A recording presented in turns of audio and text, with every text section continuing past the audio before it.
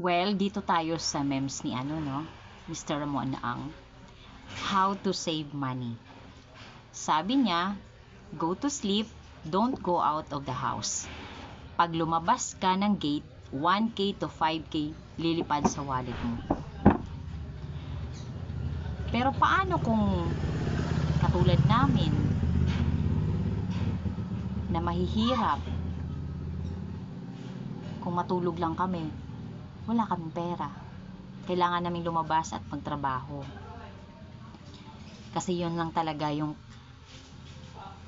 source namin.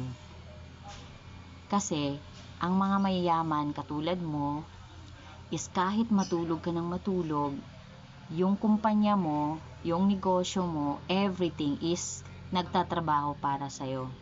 Yung pera mo sa bangko ay gumagalaw dahil marami kang nailalagay araw-araw dahil sa kita ng negosyo mo. Pero paano kami? Diba? Di namin magagawa yun naman ang paano?